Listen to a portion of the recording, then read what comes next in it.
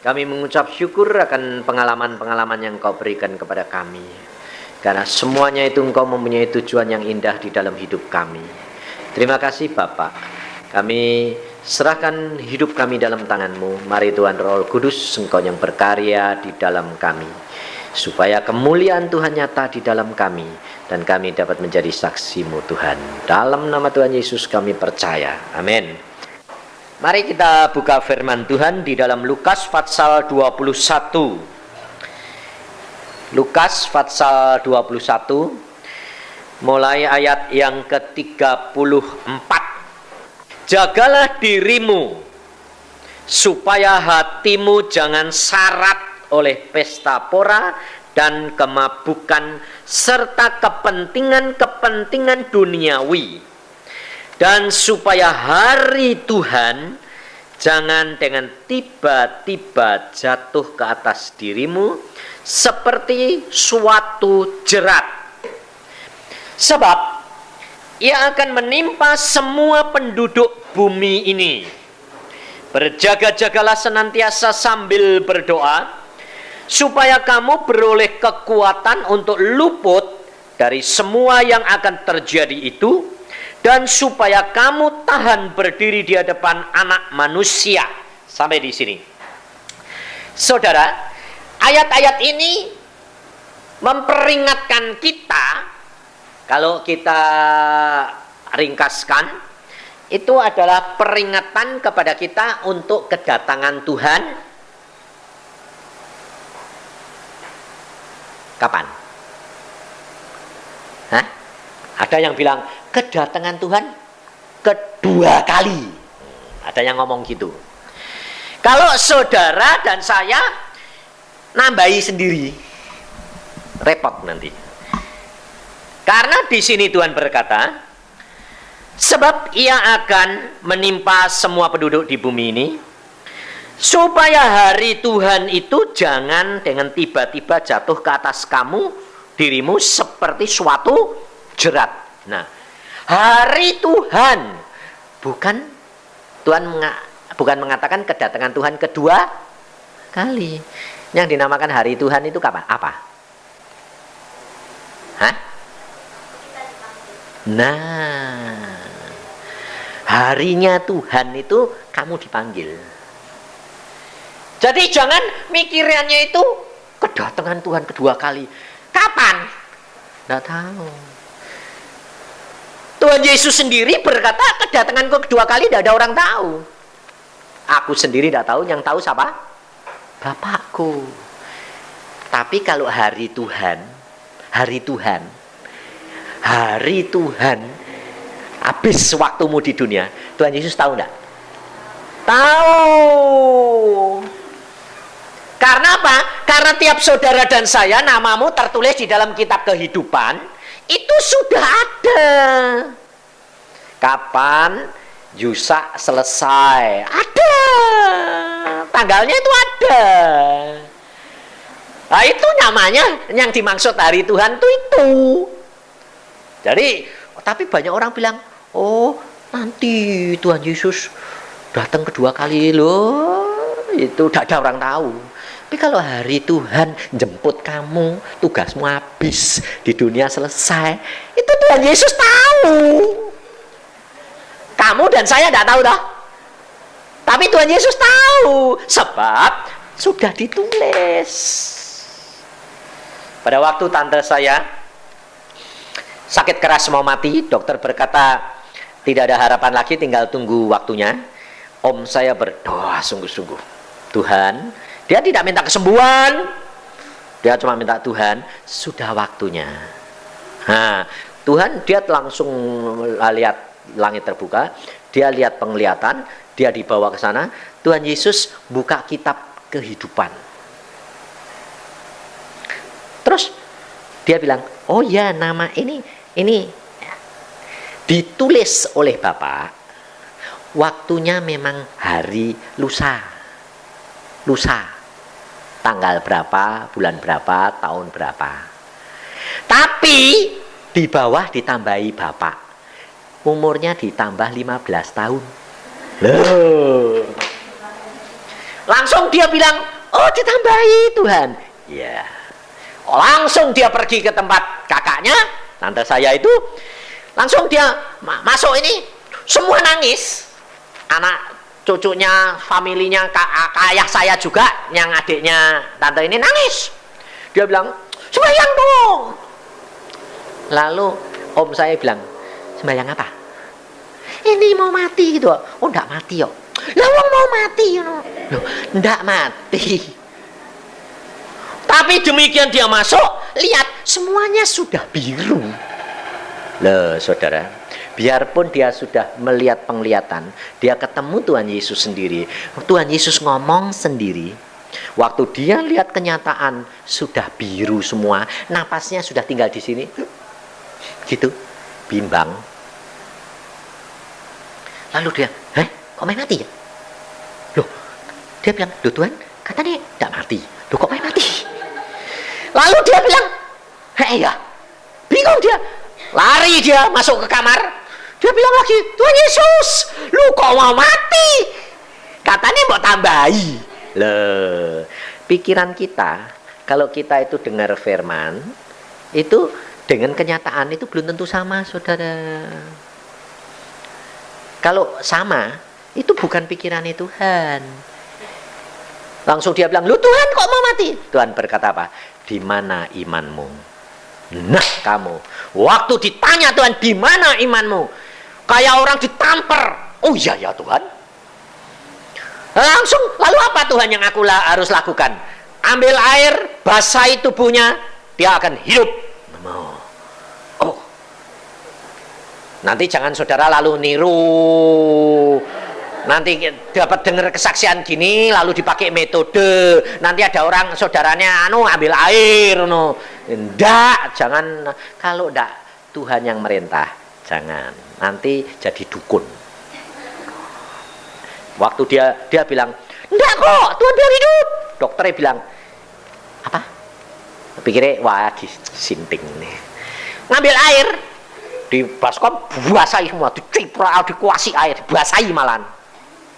Dokternya bilang, loh kok malah mau basahi? Hidup kok.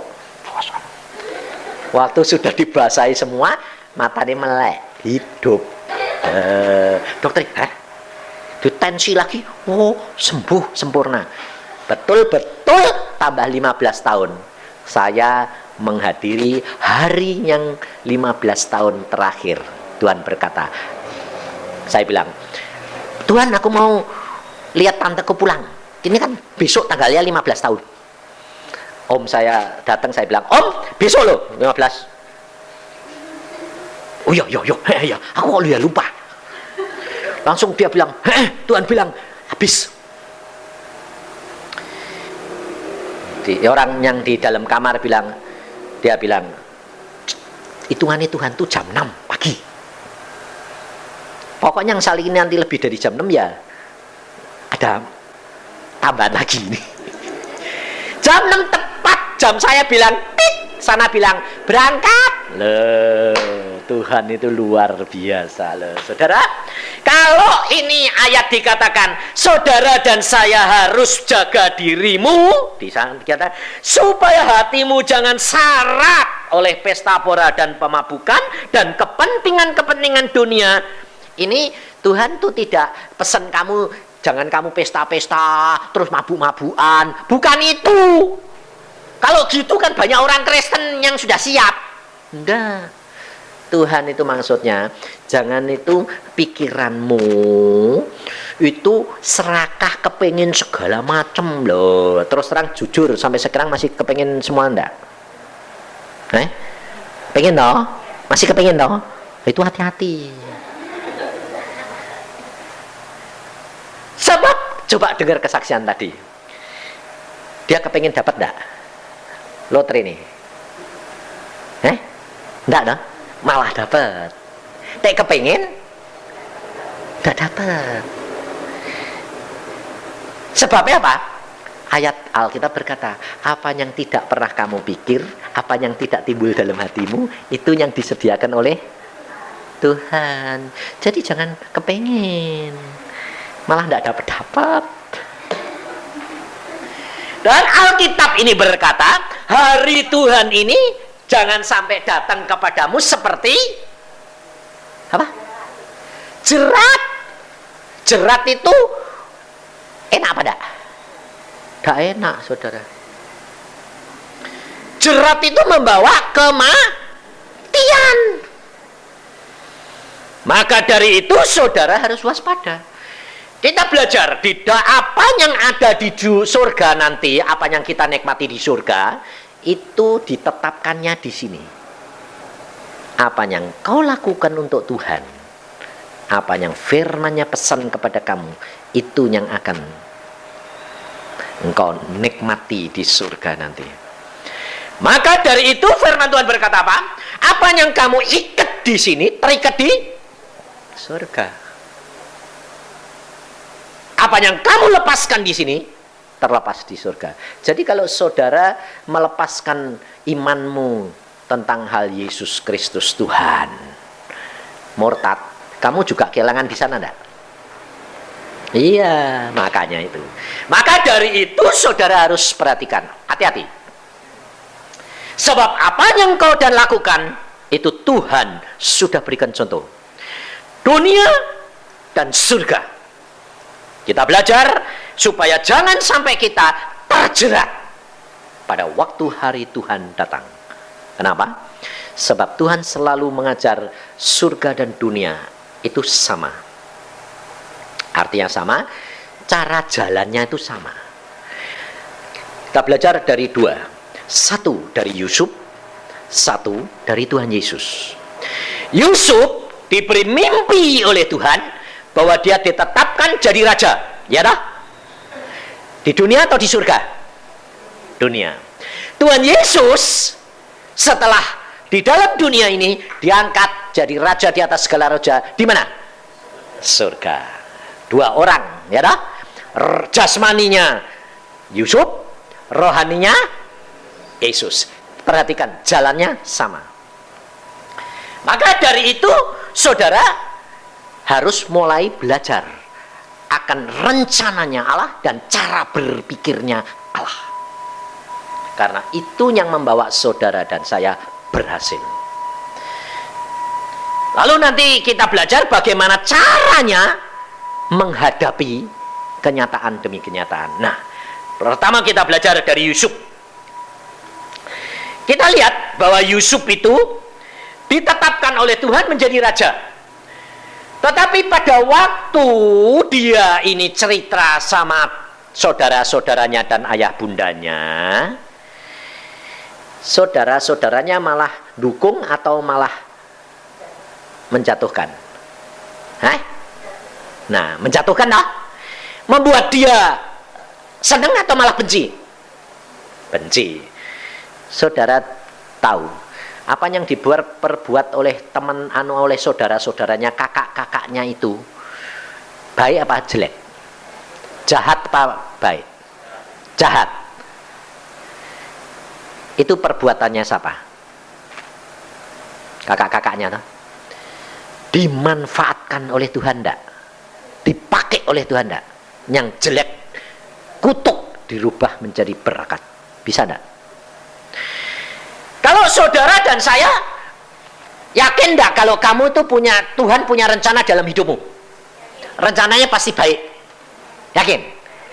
Nah, lalu kalau kamu mengalami musibah, mengalami perlakuan terhadap orang-orang di sekitarmu yang tidak enak, kamu gerutu atau kamu tahu bahwa itu masuk dalam proyeknya Tuhan?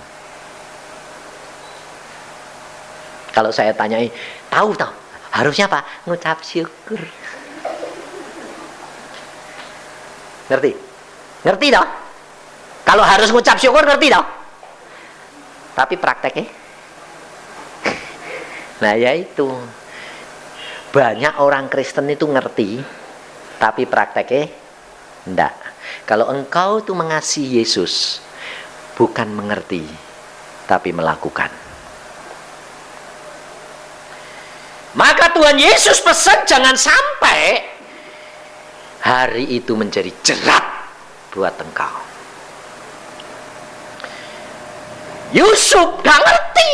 Dia taunya bahwa dia mimpi begitu, tapi dia tidak tahu jalannya itu harus dia menderita.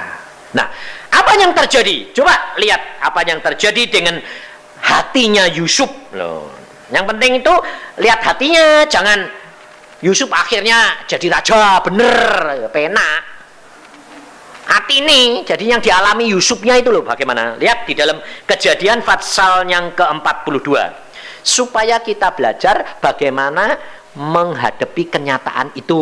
Loh, begitu.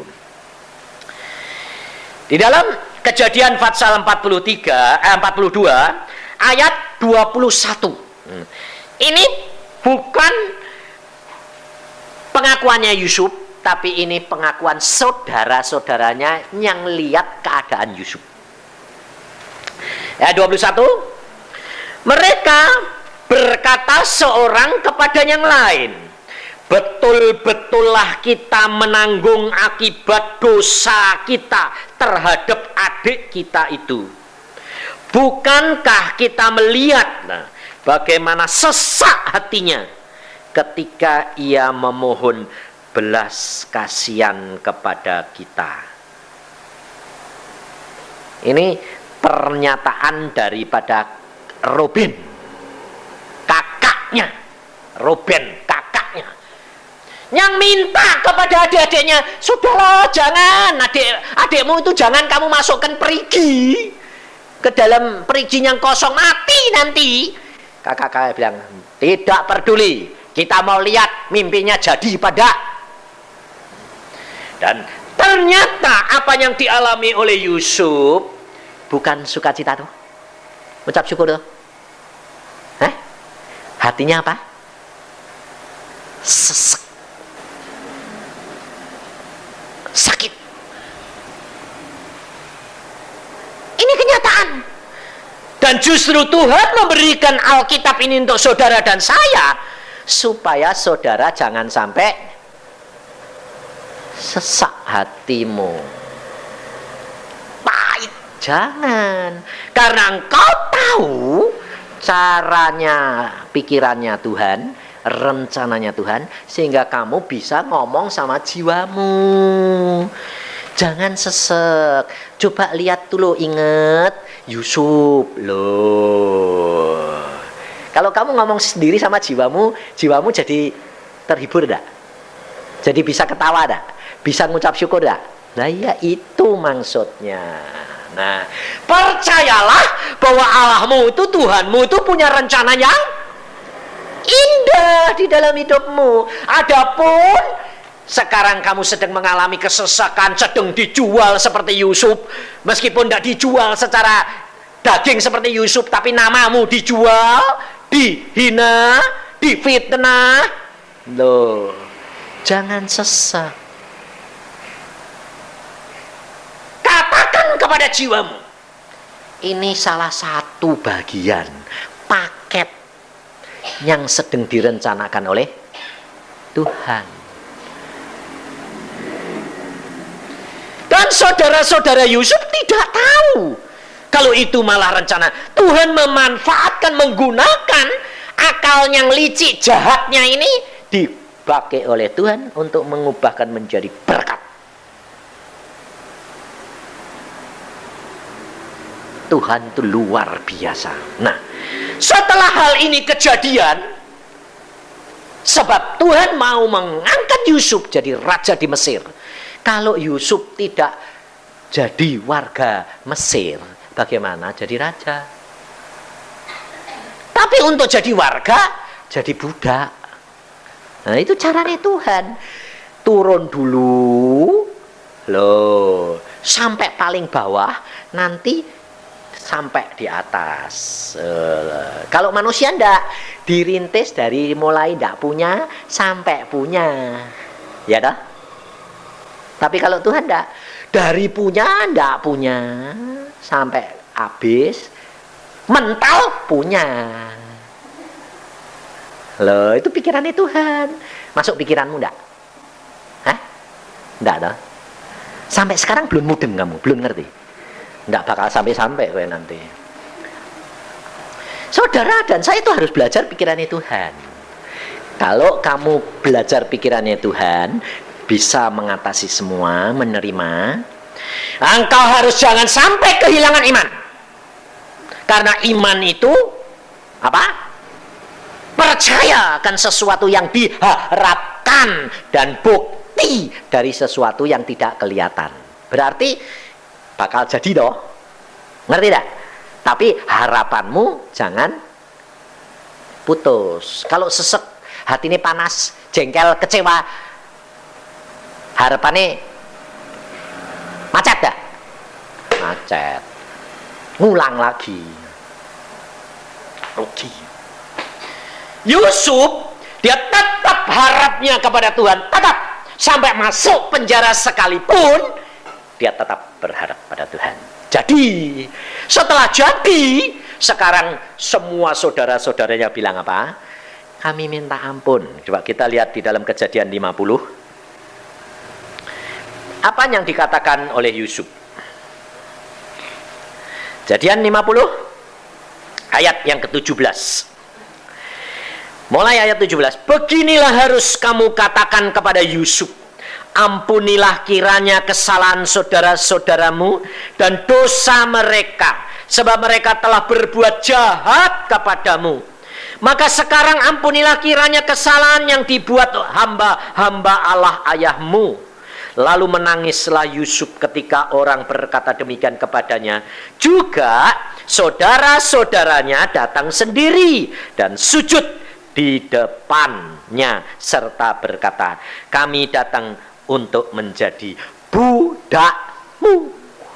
Jadi saudara-saudaranya mengaku lalu menyerahkan diri jadi budak. Tapi apa kata Yusuf?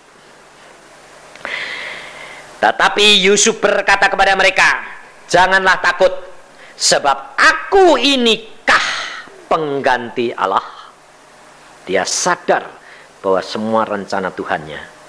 Memang kamu telah mereka-rekakan yang jahat terhadap aku, tetapi Allah telah mereka-rekakannya untuk kebaikan, dengan maksud melakukan seperti yang terjadi sekarang ini, yaitu memelihara hidup suatu bangsa yang besar. Kalau saudara dan saya membaca Alkitab dan merenungkannya, menghayatinya, lalu masukkan dalam hati dan pikiranmu, di dalam kamu menghadapi kesesakan, kesulitan, penderitaan, dan segala macam aniaya di luar, jangan kehilangan iman, jangan kehilangan harapmu, karena pasti Tuhan akan membuktikan rencananya yang indah di dalam hidupmu. Saudara bisa ketawa, ngucap syukur loh. Itu yang Tuhan mau. Nah, kalau di dalam dunia yang dijanjikan oleh Tuhan kepada Yusuf, dia akan menjadi raja di dunia, keberkatan. Jalannya pun harus sedia menanggung derita apapun yang terjadi dalam hidup itu. Tetap harap dan percaya kepada Tuhan. Ada waktunya sampai batas yang sudah ditetapkan oleh Tuhan. Sekarang perkara rohani di dalam dirinya Tuhan Yesus. Kita lihat bahwa Tuhan Yesus diutus oleh Bapa masuk ke dalam dunia. Kira-kira kalau saudara ini punya segala-galanya, umpamanya saudara jadi orang yang konglomerat, yang kaya raya, punya segala-galanya. Lalu saudara mau menyelamatkan satu keluarga. Apakah anakmu kamu turunkan tinggal melarat bersama dengan keluarga itu, baru ditolong? Atau kamu cuma ngomong gini, ini duit, ini berkat, ini pindah, tolong kasih kerjaan. Itu yang paling gampang tuh. Mengapa Tuhan Allah yang Maha Kuasa itu, yang punya langit dan bumi, untuk menyelamatkan saudara dan saya, dia mengirim anaknya, harus menjadi seperti kita. Dikandung di dalam perut Maria 9 bulan. Waktu Tuhan Yesus dikandung oleh Maria dalam perutnya, sudah ada Yesus di situ? Sudah Maha Kuasa pada? Hah? Dia tetap Allah enggak? Kamu kirain nak? Enggak boleh apa-apa? Dalam perutnya Maria. Bayangin saudara, 9 bulan. Kamu suruh nunggu Tuhan sak jamnya kadang-kadang capek. Ya dah? Ya dah? Minta jawaban Tuhan. Tuhan, jawab dong Tuhan masalahku. Nggak dijawab sehari ribut enggak? Ngomel enggak? Rasain 9 bulan diem. Kadang-kadang diem. Nanti mau muter saja berhari-hari, sedikit. Padahal dia Allah yang Maha Kuasa. Mau Roh Kudus masuk, langsung jadi bayi keluar, bisa enggak? Kok nunggu 9 bulan suruh apa? Ngerti? Sebab Allah kita mau memberi contoh kepada saudara dan saya. Kalau dia berbicara, dia sudah ngalami. Dan engkau harus turuti teladan dia. Makanya Tuhan berkata, aku guru dan Tuhan mau memberi teladan contoh kepadamu. Kamu harus melakukan seperti yang aku lakukan. Memang kita tidak akan dapat seperti Tuhan Yesus 100%. Tapi kita adalah anggota tubuh Kristus. Bagian. Saudara dan saya mungkin selnya Tuhan Yesus di dalam tangannya Tuhan. Kamu sel satu, tapi bagian tangan. Jangan kamu bilang, Tuhan aku kepengen jadi bibir supaya bisa ngerasain makanan. Loh, tidak bisa. Oh, bagianmu tangan, no. Kamu minta, waduh aku tuh pengen jadi kayak Yusa, penginjil Tuhan. Tidak bisa. Aku lidahnya Tuhan. Bagian dari setitik lidahnya, suruh ngomong-ngomong. Kamu udah bisa. Tangan bukan lidah. Kamu tangan turut ngomong, kacau. Kamu tugasmu tangan, ngambilin. Ada orang, yo pergi gandeng seret mau persekutuan. Lah, mulut yang ngomong, bukan bagianmu. Ini saya ketemu orang Bogor, dia nggak diinjili, tapi ibu ini istrinya seorang lucu itu pengurus kelenteng, yang gotongi pekong, yang ngurusi sekolah, giat, cacai selama hidup, nggak boleh makan daging, setia. Tapi kenalan sama seorang ibu Kristen. Ibu ini tidak bisa ngomong, tidak bisa nginjil. Cuma, ya ke gereja. Dialesi, tidak jadi. Lain minggu lagi, ayo ke gereja. Tidak mau. Sampai berbulan-bulan. Satu saat ibu ini, karena besengki, sungkan, dia bilang gini, ya wes, mel turut. Apa sih? Dia ternyata di situ, dia bilang, ini orang Kristen ini, kebaktiannya kok aneh. Tepuk tangan, ada yang nangis, barangis ketawa. Ini kok kayak orang gila semua. Tapi pada waktu dia membaca kata-kata pujian, dia tersentuh hatinya. Dan dia ingat hamba Tuhan berkata, kalau engkau di dalam penderitaan sakit, tidak, dokter sudah tidak ada yang tolong, masih ada satu dokter di atas segala dokter. Itu tak inget udah pulang, sudah tidak ada ke gereja lagi, dak, berbulan-bulan dak. Satu hari suaminya lucu ini sakitnya bukan tanggung-tanggung, darahnya ngocor kayak leding. Sekali keluar dari mulut, dari anus 2 liter. Dibawa ke rumah sakit, dokter berkata tidak ada harapan. Mau nyumbat pit, sumbat toko kene, sumbat bawah, wong yang bocor di dalamnya. Tidak bisa. Sudah mau mati, dia keluar. Ibu ini bilang dia, ingat, kalau dokter sudah tidak bisa nolong, ada dokter di atas segala dokter. Dia cuma sembahyang gini, Tuhan Yesus, kalau memang Engkau itu ada dan nyata, darahnya mampet dong Tuhan. Saya yakin kamu sembahyang gitu tidak berani. Tapi ini lu nggak ngerti kok. Udah, masuk lagi ke kamar. Dokter bilang, mampet. Dokter bilang, lah mampet. Wah, dia bilang, waduh Tuhan hebat. Tapi belum berani ngomong lucu. Nah, terus akhirnya diputuskan sama tim dokter dibawa ke Jepang. Di sana masuk rumah sakit, sedang dicari, tidak ketemu, belum ketemu saudara. Bocor lagi. Bukan 2 liter, lebih dari 2 liter. Akhirnya pulsnya sudah habis, hilang. Dokternya kepala bilang, ini kartu telepon. Kamu telepon keluargamu di Bogor bahwa siap-siap terima jenazah. Gimana? Ingat lagi. Dokter di atas segala dokter. Dia lari masuk ke ruangan itu sendiri. Sudah tidak malu-malu. Dia teriak, suaminya dipegangi. Yesus! Tolong, Tuhan Yesus, tolong. Engkau sanggup memberhentikan darah ini. Engkau sanggup berhentikan. Yesus, teriak di kamar itu. Dokternya yang megangi pulsnya. Pulsnya jalan. Berhenti darah. Setelah berhenti, 2 hari kemudian dicari dengan alat yang baru, ketahuan ternyata pembuluh darah dalam perut itu bocor semua.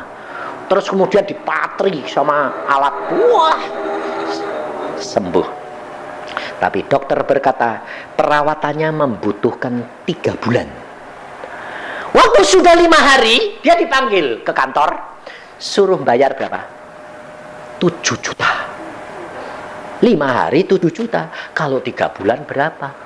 Ratusan juta. Nah, dia bilang, waduh, tidak punya duit. Nah, lucunya setelah 5 hari itu tidak ditagih-tagih.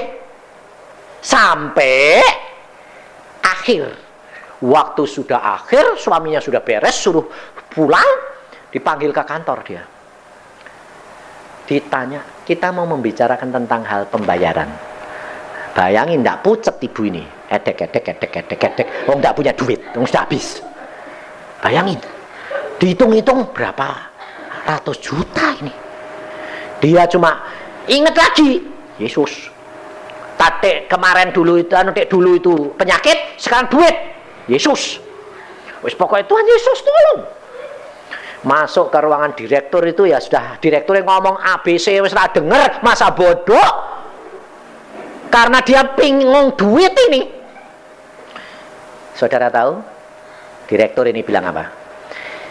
Ibu, di dalam rumah sakit ini ada satu kebiasaan, setiap tahun ada 1 pasien yang dibebaskan, dan selamanya mestinya orang Jepang, tidak ada orang warga negara asing, tidak bakal dibebaskan. Tapi untuk kali ini luar biasa, yang dibebaskan itu suami ibu. Dia dengar gitu, Yesus terima kasih. Lah ratusan juta. Betul-betul isi Alkitab digenapi tidak? Apa yang tidak pernah kamu pikirkan, apa yang tidak pernah timbul dalam hatimu, itu yang disediakan oleh Tuhan. Sekarang dia menjadi orang Kristen, pulang langsung dia menjadi orang Kristen, tinggalkan kelenteng, bertobat sama suaminya, dan orang tuanya pun bertobat. Ada kehidupan kekristenan, kamu harus belajar benar-benar dari hidupnya Tuhan Yesus. Yesus rela menantikan untuk mengganti saudara dan saya, dan untuk menjadi raja di atas segala raja di surga dan di bumi. Dia harus membayar harga itu di bumi, bukan di surga. Karena memang dia itu Allah sendiri. Tetapi untuk mendapatkan kedudukan di surga, dia harus bayar di bumi. Maka dari itu saudara, belajar firman daripada Tuhan. Menghadapi penderitaan demi penderitaan, karena Tuhan itu punya rencana. Itu sudah merupakan paket yang saudara dan saya harus alami. Jangan kehilangan harap, jangan kehilangan iman. Percaya bahwa ini semuanya masuk dalam rencananya dia. Jangan menyalahkan, jangan menghakimi orang yang dipakai. Apa orang yang dipakai untuk seperti saudara-saudara Yusuf ini enak apa? Tidak enak, dia bayar harganya. Kalau saudara tahu hal ini, saudara akan mengucap syukur. Saudara akan berdoa untuk orang yang menyebabkan kamu sesek hati dan sakit hati. Saudara tahu, karena kalau kamu berdoa, kamu mengampuni, kamu mengucap syukur, upahmu double 2 kali, lebih cepat. Tapi kerap kali kita tidak bisa lepas daripada sesek hati, sakit hati, rugi. Yusuf bayar berapa tahun? Dari umur 17 sampai umur 30 dia baru jadi raja. Berapa tahun dia bayar? 13 tahun. Waktunya sudah singkat. Tuhan tidak menuntut saudara seperti Yusuf. Yesus sendiri bayar berapa? 33 tahun penderitaan di dalam dunia. Tuhan tahu waktunya sudah singkat. Tidak disuruh lagi. Tuhan hanya mau orang yang nurut melakukan firman. Ucap syukur. Cepat sekali sampai. Jangan sampai engkau harus bayar lama. Sebab setiap orang sudah punya target. Harus segera diraih. Berlomba cepat mengejar waktu. Karena waktunya sudah amat singkat. Ampuni, kasihi, mengucap syukur. Jangan kehilangan iman dan harapmu. Percaya rencana Tuhan indah. Dan kita harus meraih selama kita di dalam dunia. Sampai kita nanti pulang. Hari itu datang. Tidak seperti jerat. Tapi hari Tuhan datang membawa hadiah dan upah bagi kita semuanya. Karena firman Tuhan yang berkata, kalau engkau mencari Tuhan dengan sungguh-sungguh, kau akan mendapat upahnya. Dan bukan jerat lagi, tapi upah bagi kita semua. Amin. Mari kita berdoa. Tuhan, firman-Mu sudah hamba sampaikan. Anak-anak-Mu sudah mendengar. Dan Engkau Tuhan Roh Kudus berbicara terus. Kejar anak-anak-Mu ini Tuhan. Supaya mereka menyadari dan mengerti rencana-Mu yang indah itu. Karena hamba tahu bahwa rencana-Mu luar biasa. Engkau merencanakan yang baik, yang indah bagi kami. Dan ingatkan kami senantiasa peristiwa Yusuf dan peristiwa Tuhan Yesus. Supaya kami tidak putus harap. Dan iman kami naik terus seperti Raja Wali terbang tinggi. Menjaga kekudusan, menjaga kasih Yesus, mengampuni, melayani, dan memberkati. Terima kasih Tuhan, dan kasih setiamu ini, karena Engkau begitu baik kepada kami. Mari saudara kita renungkan dan kami berdoa, pribadi demi pribadi.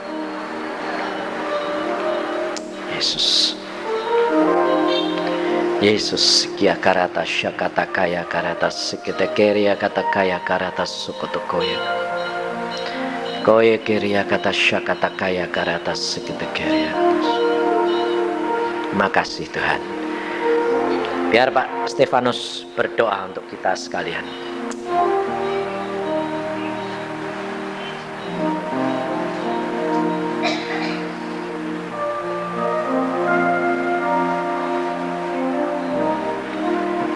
Bapa dalam kerajaan surga, syukur dan terima kasih Tuhan untuk teguran Engkau. Kau akan mengingatkan kami senantiasa Tuhan, supaya menjadi pelaku firman-Mu, supaya taat menurut akan rencana Engkau atas hidup kami, supaya kami tidak bersungut-sungut, supaya kami tahu mengucap syukur senantiasa, meneladani akan teladan daripada Yusuf. Oh Tuhan, karena Kau baik, Kau menyediakan apa yang tidak terpikir dalam hati kami, apa yang tidak pernah kami tampak. Oh Tuhan, itulah yang Kau sediakan, supaya apabila hari Engkau datang Tuhan, kami tetap dapatinya menjadi hamba yang sabas, yang menyukakan hati Engkau, dan menerima mahkota kehidupan dan mahkota kekekalan. Tuhan, Kau baik. Mari Tuhan, biarlah waktu yang singkat ini kami berpacu dengan waktu dan pekerjaan iblis, tidak menengok ke kanan dan ke kiri, terlebih menengok ke belakang, supaya kami mengejar titik sasaran di depan kami Tuhan, supaya apabila Kau datang Tuhan, kami boleh didapatinya iman dan boleh masuk di dalam pesta anak domba Allah. Oh Tuhan, terima kasih Kau baik. Materaikan firman-Mu ini dalam hati kami, supaya kami mau periksa diri senantiasa, merenungkan Taurat-Mu siang dan malam Tuhan, dan kami belajar mengasihi Engkau, menyukakan hati kepada Engkau, supaya kami boleh menerima belas kasihan dan janji-janji firman Engkau. Terpujilah nama-Mu, dalam nama Yesus kami berdoa dan mengucap syukur. Haleluya. Amin.